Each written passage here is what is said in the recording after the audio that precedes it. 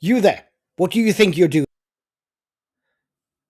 I have this crazy deck idea. I need to talk to Jabba. Whoa, is it worthy? We won't disturb the mighty Jabba for just any old trash deck. This Lando Green is gonna be the new Han Green.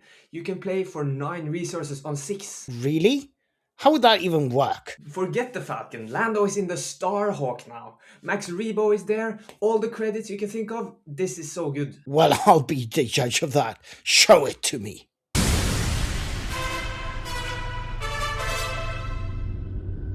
Welcome back to the Nordic Takedown. In this video, we have a new concept based on the Dragon's Den called Jabba's Den, a Swoo deck pitch. And we have half of the cards from A Lawless Time spoiled, and we're super excited for post-rotation.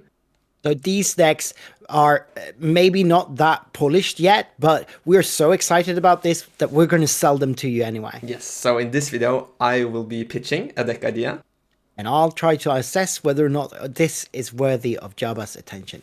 Okay, let's go and see what we've been cooking. So, if you haven't seen, we have this new leader, Lando Green, on his leader side.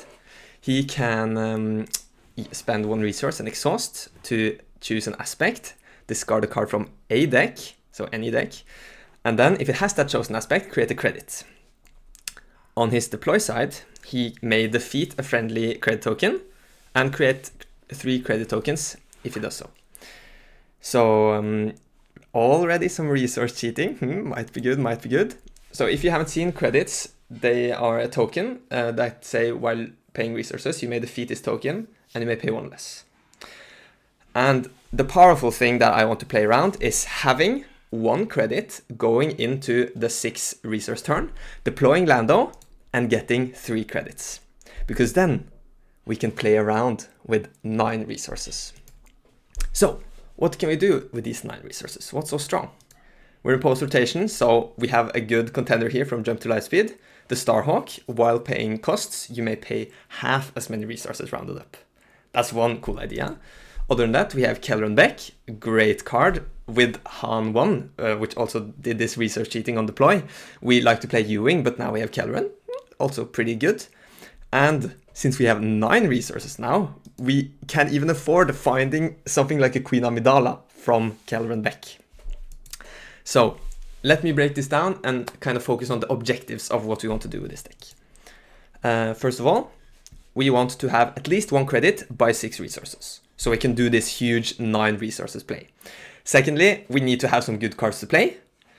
And third, just like Han1 could with resupplying, deploying early, maybe we can do this whole thing a bit early. But fourth, the way we would lose with this value play, trying to be super greedy, is if we lose on the board. So our 4th objective is, of course, to not lose too much tempo and stay in the game. So let's break these down one by one. We need credit by 6 resources.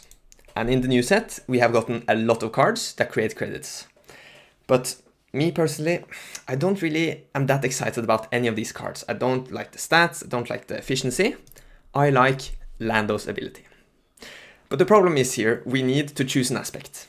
And then I thought to myself, what if I just make the whole deck green? Every single card in the deck will have the command aspect. So that means when we use Lando, we will always get a credit. We can also then play these really new, cool new cards, Max Rebo Band and Max Rebo. Max Rebo Band says that when the regroup phase starts, we get a credit, and Max Rebo Band says, or Max Rebo, sorry, I always mix these up, says that we get an additional regroup phase. So this reaches our goal of getting credits, but also helps us with deploying Lando early. But we'll get back to that. Second goal, have something good to play. I've already showed you my baby, the Starhawk, but Kelleran Beck, Queen Amidala is strong. Rey is a great new card. This unit can't be defeated by enemy card abilities. Even Mon Mothma has Restore, lets us attack immediately, kind of like a pseudo ambush thing. The Purgle King. I think it's the most utterly ridiculous business idea. We can draw. We have a lot of these huge minions. We can fill up our hand again, has Restore. And we can even go Yoda if we want to play with a Force base. So here's some examples. Imagine we play the Starhawk on 9. Next turn, things can get even wilder. We can play Kelleran for 4. We can find maybe the Purgle King. He now costs half, so he costs 4. Reduced by 3 by Kelleran. That's just 1. Judge, if the rules work that way. Yeah, I think so. Yeah. Well, I'm not sure. If it's that order, it would cost 1. If it's the other order, then it will cost 3, but still great. Yeah. And then the Purgle King would draw us 3 cards. Maybe we draw into, let's say, Protect the Pod.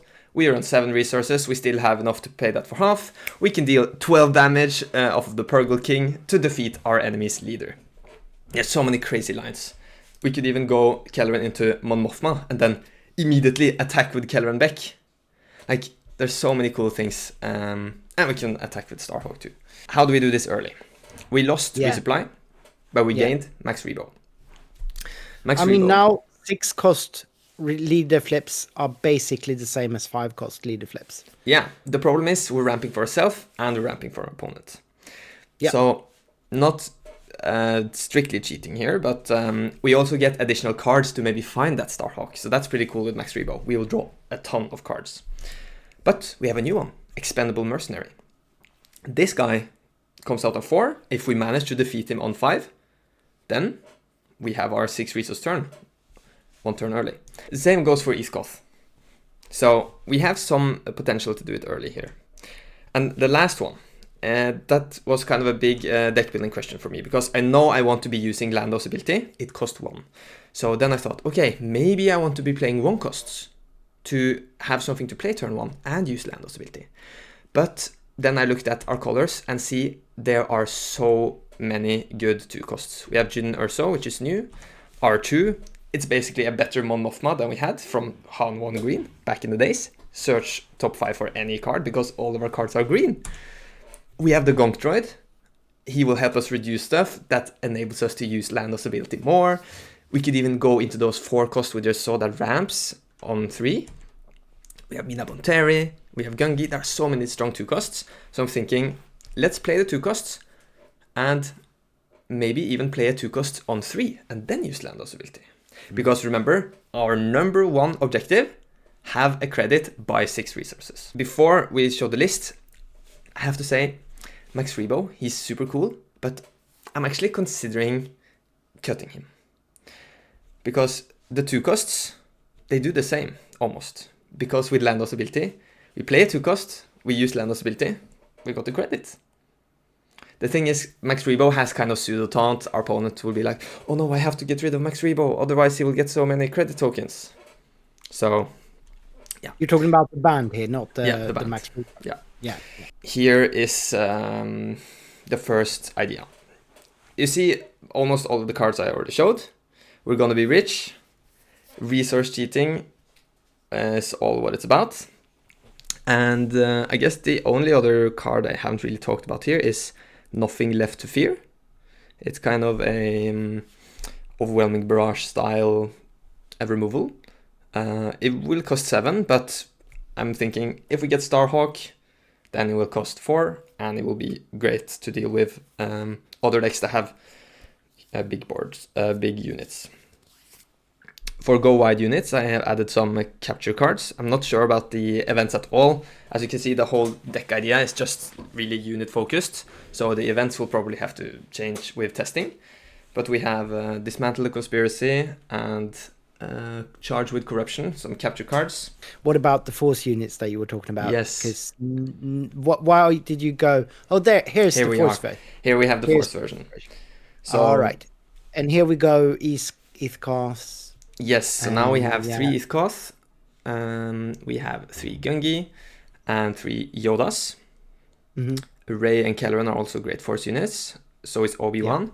So I also thought, okay, with Lando we're self-milling our deck a little bit, and we have a lot of great force units. Maybe Luminous Beings could be a closer, a pump spell that even helps with the mill if that ever becomes meta. I don't think it will. Yeah.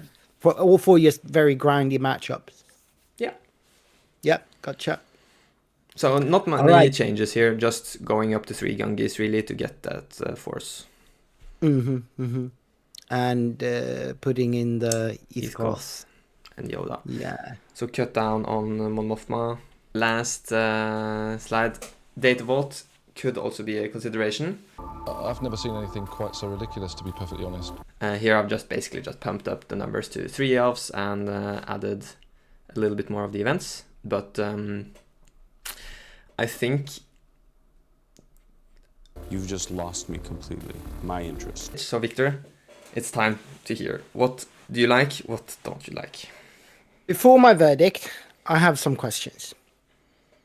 Let me in on, like, why are the cards in the sideboard in the sideboard? Is there like an idea? Do you have a grain of thought into different matchup ideas for the sideboard, or is it just cards that you're considering for the deck? It's just cards considering.